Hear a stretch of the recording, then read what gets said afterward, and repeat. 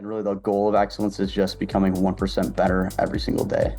Once I got started, it was easy to keep going. An object in motion stays in motion. So my advice for anybody who's looking to go push themselves and go see if the business thing's actually something that is doable for them, just go get started, go do it. But I think that time was so crucial for me because that 4-month span when I was in class was where I learned the most about myself.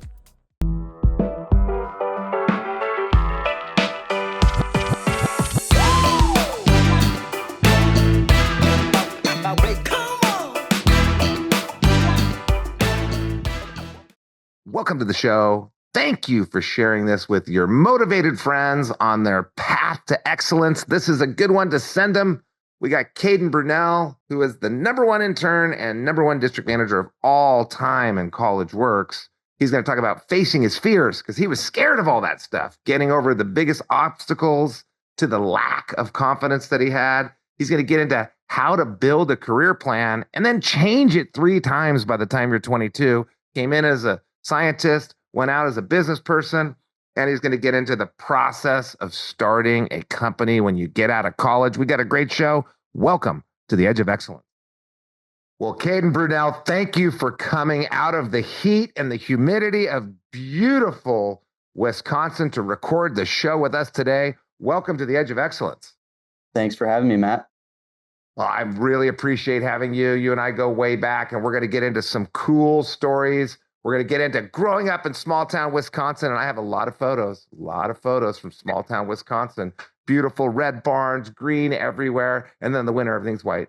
Going to lacrosse, pursuing your business degree before transferring, and then, of course, developing leadership and discipline and work ethic and all those things you've done. We're going to get to all that, but before we do, Kaden, what is your definition of excellence? Absolutely. Well, I'd say excellence really just comes from showing up consistently every day, staying disciplined. And I'd say excellence also is more about the process, being okay with messing up, learning, getting comfortable being uncomfortable. And really the goal of excellence is just becoming 1% better every single day. So it's a constant daily pursuit of excellence. And we're okay with some failures here and there because that's what we learn from. And every day you're looking to get a little bit better, which I've seen from you over the last few years. If you're not in College Works, you don't really know what this means, but we've been around for 32 years.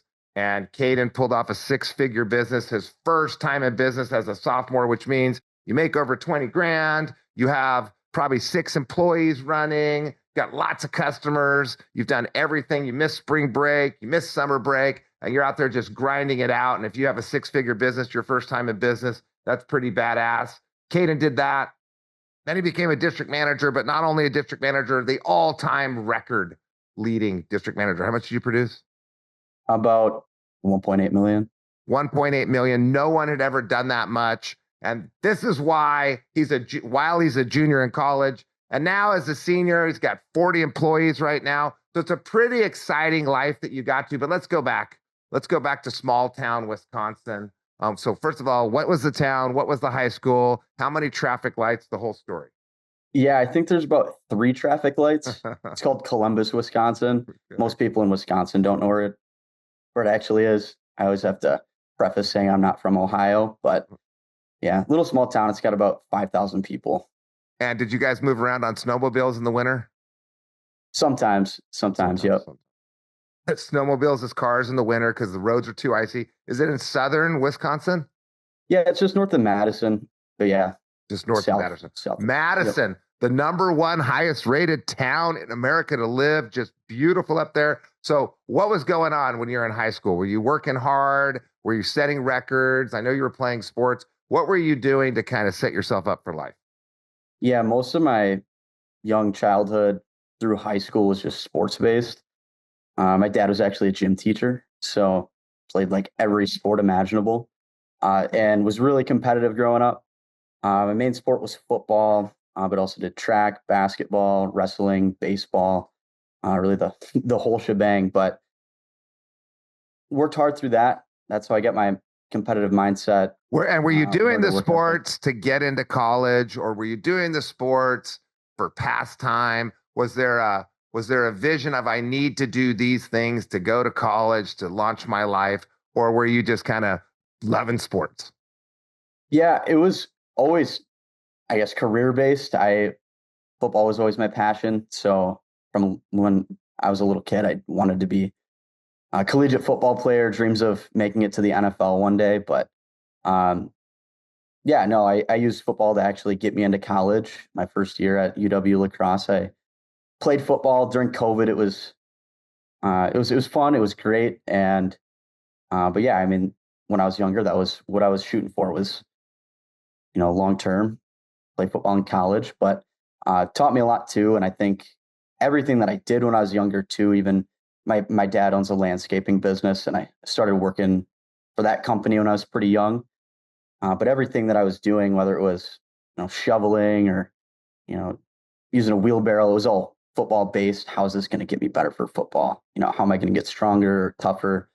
And I think that's where my mindset really. So, and by the way, I just realized that I didn't clear off the background very well. This episode is sponsored by Really Large Bottles of Champagne.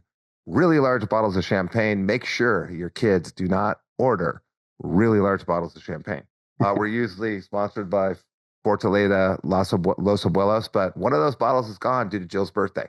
So, excuse the background. We're sponsored by Really Large Bottles of Champagne today.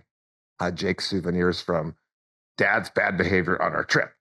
So speaking of dads, so your parents are instilling with you with values. They want you to have the hard work ethic. Your dad's already in sports and he's pointing you in that sports direction, but you also got the entrepreneurial bug. So you wanted to play collegiate football, not professional football. You didn't say that. You said collegiate football. Was the end in mind to go into entrepreneurship or business because you see what your dad's doing and you're out there hustling with your dad?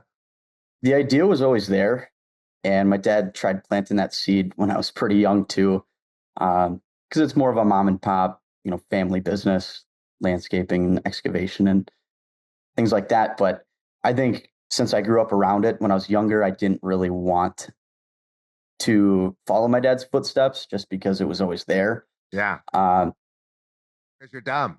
yeah. I always knew it was a possibility, though. Yeah. So, so what were you thinking about doing? You went to college. You wanted to play football in college. You played football in college. What were you thinking about doing out of college? How'd you figure that out? So I initially thought I was going to be a chiropractor, Okay. and UW La Crosse has a pretty respectable exercise sports science program, health field too. So that was the plan. And then I was going to be in school for 8, maybe 9 years, depending on how long I was playing football. And that switched right after my freshman year, and that's when I decided, I wanted to, do something else, and that's where I started to consider entrepreneurship a little bit more seriously. So, like most kids, you're ignoring your parents. Don't even want to listen to what they do. You're going to go to college, do your own thing. And like most people, the plans change. And the plan usually changes for your generation 6 times. So it'll happen a lot when you're in high school. Then you go to college. My daughter was going to be a chemist. Realized this is not the subject for me. So you're changing from the science focus, and your sophomore year, you moved into business? Yep. Sophomore year, I moved into business. And actually, after my freshman year, that's when I decided I was going to be done with football. So I didn't even know if I wanted to continue going to school. I was just kind of at this weird point. Was I going to be a chiropractor? Was I going to just be done with college and go work construction?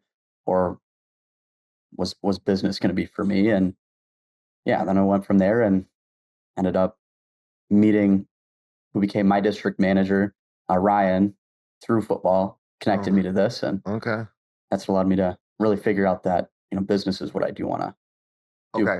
And did you get injured in football? Why'd you stop football? I just wasn't as passionate about it as I thought I was. And I think I was, really, so I was addicted to the grind. I guess I don't like my response. Addicted to the grind? No, we're keeping that response. You were addicted to the grind and you wanted to find a different way to place your energy. So I think there's a lot of people listening right now that have had that happen to them. They're like, I was going to be an archaeologist. Like, then I go to college, then I was going to be a math major. And, I got a D my first First math class, calculus 2, didn't understand what the guy was saying. Like, okay, I'm not a math major. Kennedy had that with chemistry. You realize, okay, I'm not going this chiropractor route, but you got that grind. You got that work ethic. You got some of those leadership skills from being the captain. Everybody listening right now, they've been the captain of something or the leader of something or the elected officer. Hopefully the people listening to this show have the grind and they can work hard and they're not afraid of hard work. And the whole time in the summers, you're working for your dad's landscaping business. You're doing other jobs too, right? You're working 40 hours a week every year in high school after that freshman year of college. Am I right? Yep, absolutely. Working full time. And then in Yeah. college, still working too. Worked at Trade FedEx. trading the 9 to 5 for the 5 to 9. I heard on a show the other day. That's that attitude of, I can do anything. And so what does Jeff Gettis say? He says, success is luck. Lucky enough to be prepared when opportunity knocks. So one of your buddies on football did the College Works program, told you about the College Works program. You had to go through a bunch of interviews. You had to do some soul searching. You had to ask yourself, can I work that hard? Can I deal with that rejection? Can I get out there? And then so your sophomore year, you got hired to do the College Works internship. And how much did you produce? About 193. So that means you made a lot of money. Yeah. It was not bad. What'd you do with your money? Bought a car and paid for college. Yeah, don't do really big bottles of champagne. This show's sponsored by really big bottles of champagne. You don't want to do that. That's a total waste of money. So you still got those values your parents taught you. Sock away your cash. Get ready for a rainy day. Be prepared. You're buying your own car. You're getting ready. And what happened as a manager? You were a manager. Think back to your manager year and think of it in terms of you're working whatever your hardest job you could ever do is, and you're trying to improve your resume. What are some of the lessons you took from that year that would be helpful to someone that's trying to kick ass in life? Yeah, I think one of the most skills that stands out the most when I look back at it, that's applied to my life the most, is just getting out of my comfort zone. And for me, what was not in my comfort zone was just overall communicating with people. I was always a nervous talker, never felt like I could spit out what I was actually thinking. And with sales, I got out of my shell quite a bit. I was controlling conversations with a bunch of adults, homeowners that were looking for a 20-year-old kid to come and service their largest investment. And so I think that was the perfect way for me to start talking and getting more comfortable.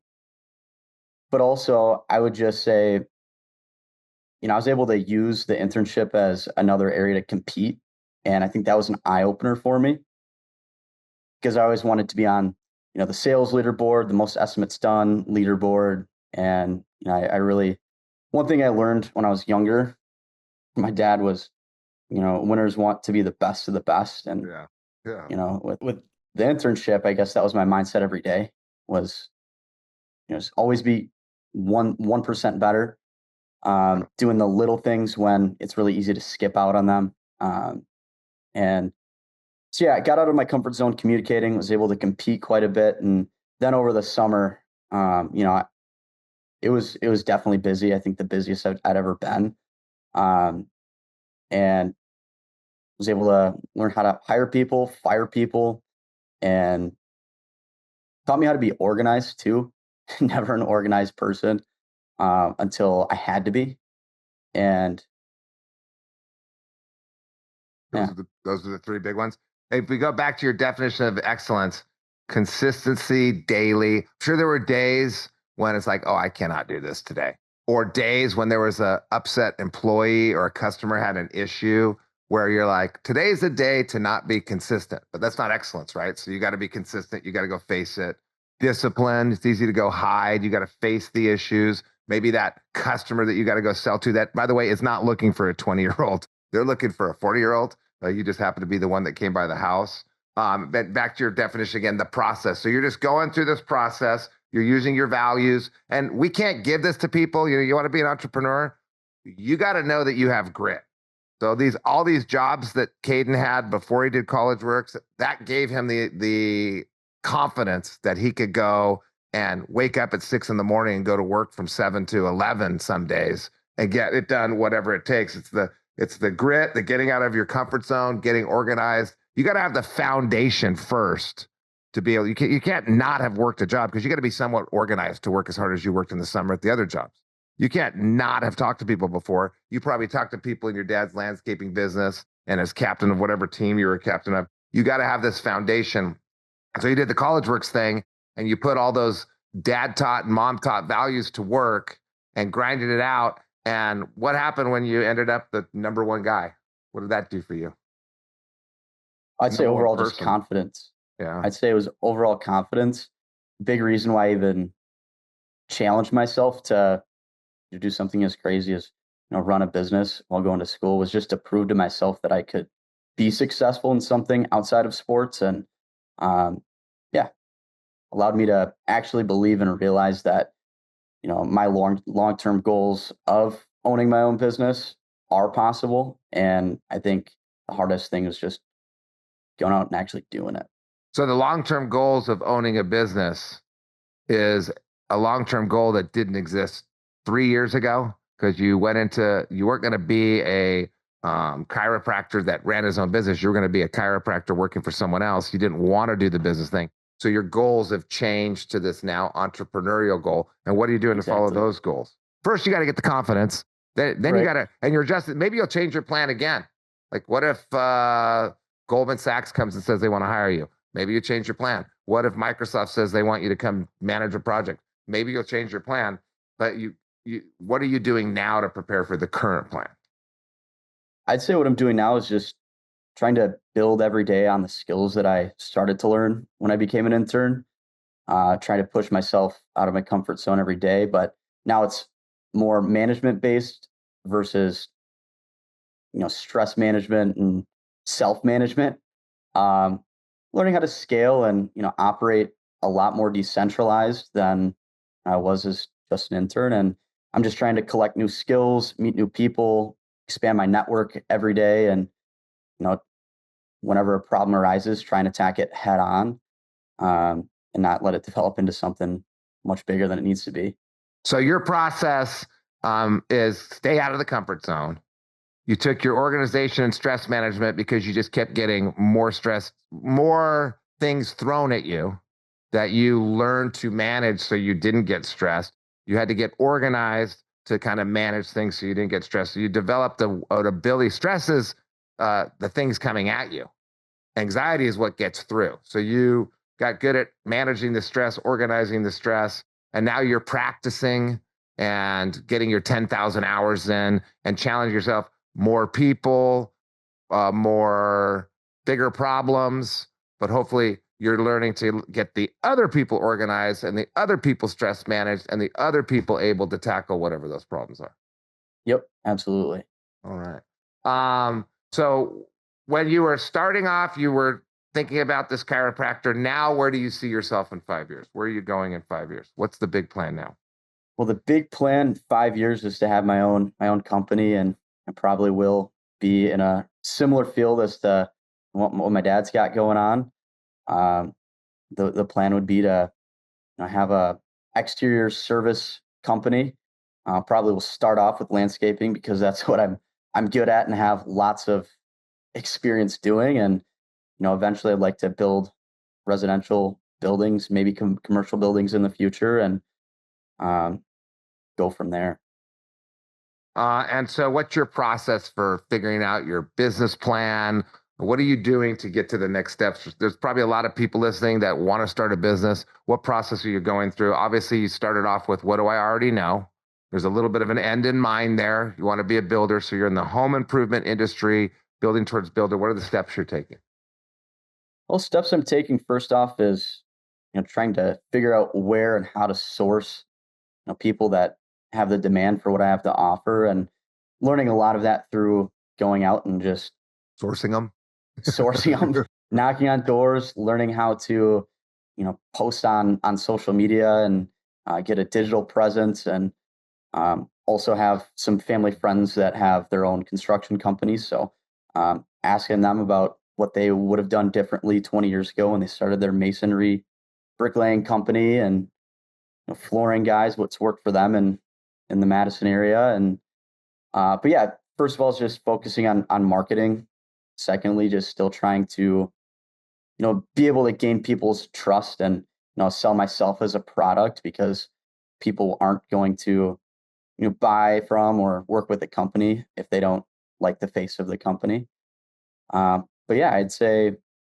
So you're actually out there, you're going to start off by seeing how I can get customers. How much does it cost me to get a customer? How long does it take me to get a customer? What type of customers am I getting? What's going to work on marketing? You're doing that before writing the plan. So you have a general outcome you're aiming for. You're going to test everything out and then write the plan. I think a lot of people get bogged down by writing the plan and then they go try to get their customers like, nobody wants this. And I've seen that so many times. You build a business that nobody wants, or you build a business that either nobody can afford, so therefore they're not going to want it, or you can't afford to do it. Like garage flooring. I mean, it's like $1,000 to get your garage floor done. There's not enough money to go get leads and stuff. So it makes no sense for the business person in a lot of states, in a lot of instances. So you're going to go figure out, will this work? And then build the model around it. You know, it's in home improvement, where you're going. And so your research is in the field, which I'll recommend that as probably the better way to do it before you spend a bunch of time, laying out a business plan, which ChatGPT can really help you with the business plan. Before you spend a whole bunch of time laying out your financial modeling on Excel or a Google sheet, why not go test? What type of leads? How will you get the leads? How long will it take? So then you can build your model out and then you can decide. And what are you going to do about money? Oh, you have a bunch saved up. You have a bunch saved up. I forgot about that. So you need money to get money. So if you have 50 grand saved or 100 grand saved in your bank account, that'll get you started. And if you've got a financial model, that'll tell you where you're going. Any advice to people on, the money part of it? Because that's got to be scary. Work hard and money will come. Don't be afraid to go out and get your hands dirty. Okay. What is the biggest obstacle or toughest challenge you've had, getting the experience necessary to go start a business during college, working all these, working at College Works and setting all these records, working these other jobs, getting your degrees, changing schools? What's the biggest obstacle and why would it be a good obstacle to face for somebody else? Yeah, I'd say the first step is definitely the most challenging. I'd say the biggest challenge I faced was knocking on my first door. That was the most nervous I was throughout the entire because that was one of the internship. things that wasn't your strength. And I don't think of you that way. And I hear this a lot. I didn't have any confidence and then I got confidence. I think of you as very confident, very in charge. You're a humble leader. You're not an aggressive person. You're a subtle, humble leader, I'd say, and a servant leader. So you're not like the crack the whip micromanager guy, but I never thought of you as someone that was, nervous to go talk to somebody, but that was your big deal.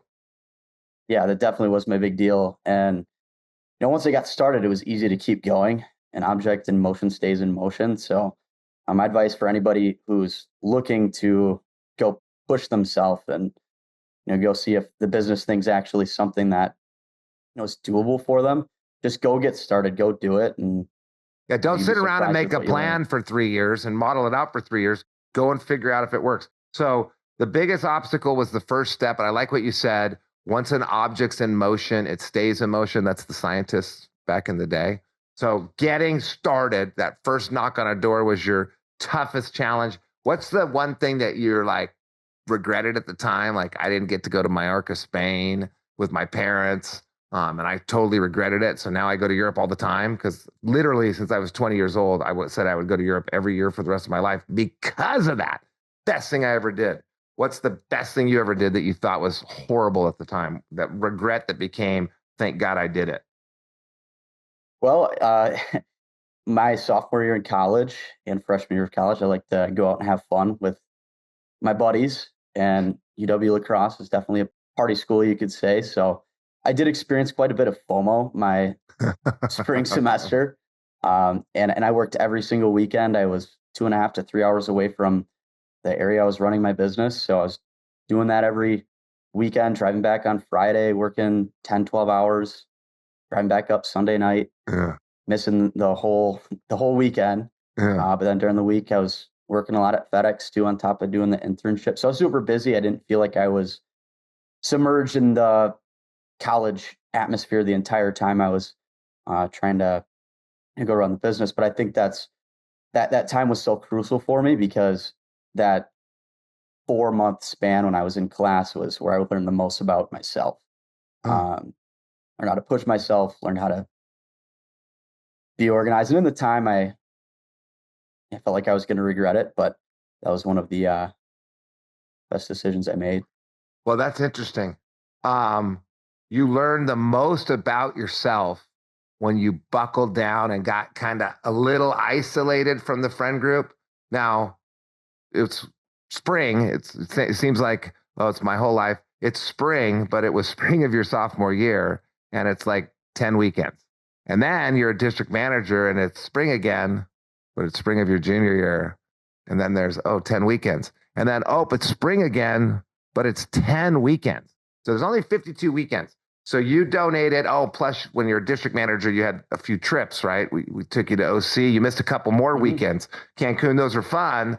But you probably had 15 weekends, 13, 14, 15 weekends that you lost your sophomore year, your junior year. Or sophomore year was 10, junior and senior year, 15 weekends. And that's when you found yourself. Did you still have enough time to party with your friends? I'm kind of belittling myself, because I was thinking back to when I was that age. I can't miss 15 weekends. Oh my God.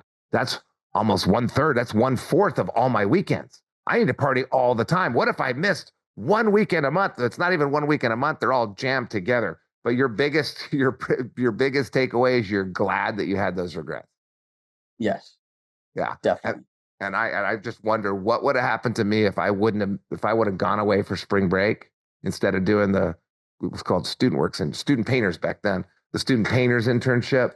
God, there wouldn't be these very expensive large bottles of champagne sitting behind me. I wouldn't have enjoyed that time with my kids at Nikki Beach Club, because my life would have gone a totally different direction. So I did regret missing it at the moment, but looking back, it's the best thing I ever did. So 13, 14 weekends is the best thing you ever did, and gave you the opportunity to practice and build your plan and get out of your comfort zone. And then the FOMO.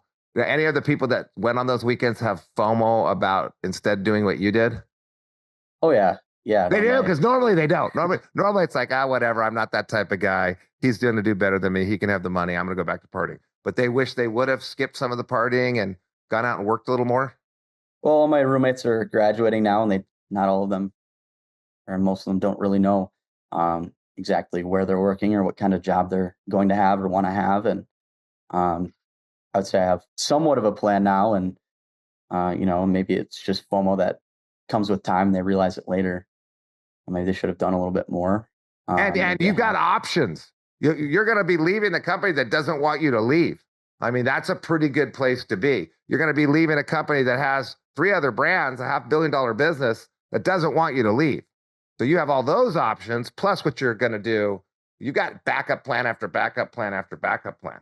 That's a good place to be for 13 weekends. Small price. Well, it's 13 weekends, plus you had to work a little harder than everybody else, plus you had to try a little more, plus you had to get over a bunch of stuff and hire people and fire people and all that stuff. But 13 weekends was the deposit. That's a hell of a deposit.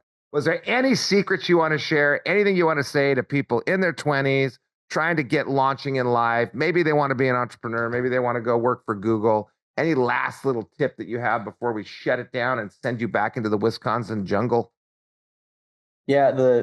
So one quote that always sticks with me is, the path to hell feels like heaven, and the path to heaven feels like hell. So I think it's all about working hard, being busy, and grinding as much as you can now. And, you'll see the benefit in the future. And the Dalai Lama said something like, that which brings short-term pain usually brings long-term pleasure. That which brings short-term pleasure usually brings long-term pain. Or another way that I've heard it before, the way you just said it, the path to hell feels like heaven. Think about that. Eating ice cream, sleeping in, partying all the time. And the path to heaven feels like hell. Oh, doing the right thing, working hard, standing up for what you believe in. Like, it's pretty hard to go talk to a friend when they're saying something that you don't believe in and confront them. Pretty hard to wake up in the morning and go out there and, grind it out in landscaping. But that's what it takes. It's not the easy stuff that gets you to where you're going. I love that. Any other last comments before we let you back into the sun? No, I think that about does it. Okay. Well, Caden, I appreciate it. We got some good little quotes here from you. The path to heaven feels like hell, and vice versa. And that we're not saying I'm right. The getting out of your comfort zone, the loss of your plan over and over and over, and the remaking of your plan. This is a great episode on life and how to live it. Caden, continue to be excellent. Thanks for making time for the show today. Thanks, Matt. Appreciate it.